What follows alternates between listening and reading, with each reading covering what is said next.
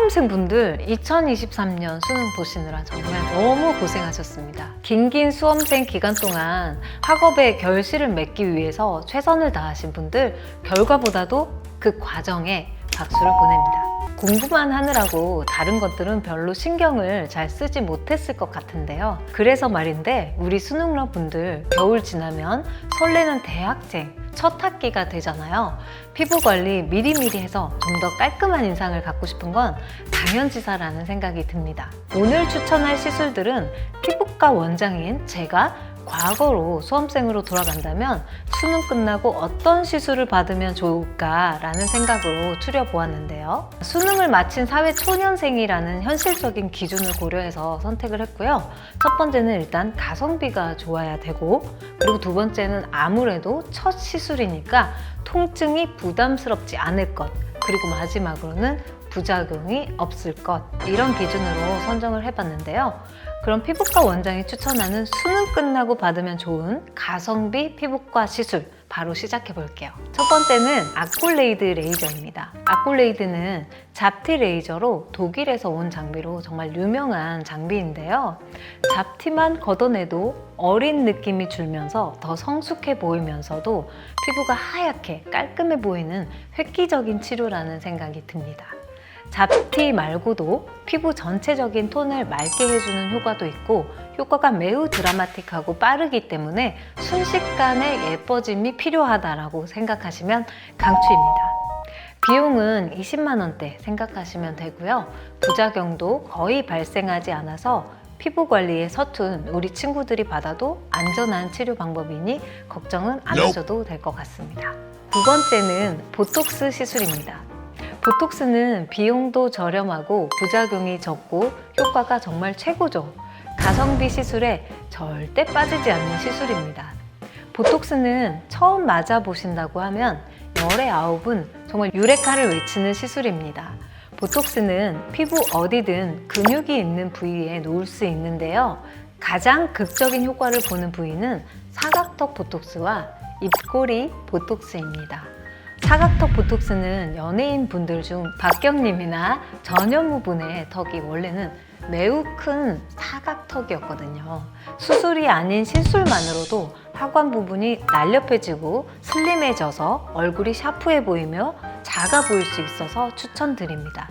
입꼬리 보톡스는 입술 필러를 맞고 싶은데 살짝 겁이 난다 하는 분들에게 추천드리는데요. 입꼬리 보톡스는 무표정할 때 입꼬리가 살짝 올라갈 수 있게 교정을 해주는 보톡스고요. 좀 더 밝고 웃는 인상을 만들어주기 때문에 사회초년생, 신입생들에게 괜찮은 치료라는 생각입니다.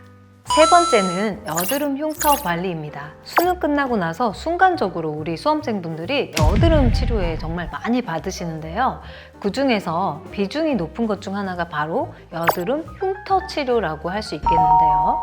수험생분들 상담하다 보면은 여드름이 심해도 피부과에 올 시간이 없어서 움푹 패인 위축성 흉터가 양볼과 그리고 이마 옆부분에 하나 둘씩 생기다가 점점 많아져서 여드름 위축성 흉터가 피부의 대부분을 차지하게 되는 경우가 있습니다. 이런 경우는 심리적으로 외모 자존감이 낮아져서 내원하시는 케이스가 정말 많은데요. 시기적으로 지금이 상당히 좋은 시기인 게, 여드름 관리라는 것은 시간적으로 여유가 있을 때 받는 게 가장 좋거든요. 그래서 시험 끝나고 나면은 또 굉장히 시간적으로 널널해지잖아요. 시험으로 인한 스트레스를 이제 더 이상 받지 않는 것 자체도 이미 여드름의 근본적인 원인인 스트레스가 어느 정도 해소가 된 상태이기 때문에 이때 여드름 흉터 치료를 시작을 하시면 너무나도 적절한 타이밍이지 않나라는 생각이 듭니다. 그리고 어릴수록 재생 능력이 좋기 때문에 여드름 흉터 치료는 빨리 시작하는 게 돈이 굳는 방법입니다. 이 치료는 그래도 비용이 좀 있으니까 부모님과 상의를 해보셨으면 좋겠습니다. 네 번째, 마지막으로 제모 치료입니다. 요즘 남성이건 여성이건 피부 모공, 피부 위생에 관심이 많습니다. 깨끗한 피부인 분들은 왠지 깔끔한 성격이고 자기 관리도 잘하는 사람일 것 같다라는 생각이 들잖아요. 특히나 여성분들은 인중 부분이나 민감한 겨드랑이, 다리, 종아리 부분에 털이 이렇게 덥수룩하게 있으면 좀 민망해하는 경우를 종종 보았는데요. 누가 봐도 털이 좀 덥수룩하다 하는 분들은 미리미리 여름을 대비해서 제모를 시작하기 좋은 시기라는 생각이 듭니다. 남성분들은 오후가 되면 턱 주변이나 코 밑에 부분에 이제 덥수룩하게 털이 생기는 경우를 종종 보는데요. 수험생분들이 성인이 되면 이 털들이 점차 굵어지고 모량도 점점 늘어나게 됩니다. 그래서 복학생 형아들 보면요, 확실히 피부가 달라져 있죠. 고작 몇 년 사이에 어른 피부가 되어 있잖아요. 제가 봤을 때 중요한 부분은 매일매일 하는 쉐이빙이라는 다극입니다. 매일 면도를 하게 되면 눈에 보이지 않는 미세한 스크래치 인저리가 인중과 턱 부분에 지속적으로 생기게 되고요. 그 부위가 점차적으로 모공도 커지고 피부색도 거뭇거뭇해지고 피부도 좀 거칠어져서 탄력도 떨어지게 되고 깨끗한 피부로는 보이지 않게 됩니다. 그래서 이때 놓치지 않고 제모를 해주시는 게 제 개인적으로는 현명하다고 생각을 합니다. 간혹 다른 샵에서 왁싱 하시는 분들 계시잖아요. 이제 제모 치료랑은 질적으로 좀 다릅니다. 모낭을 물리적으로 접착제를 통해서 뽑아내는 방법이고요. 생물학적으로 모낭을 반영구적으로 제거하는 건 레이저 제모 치료거든요.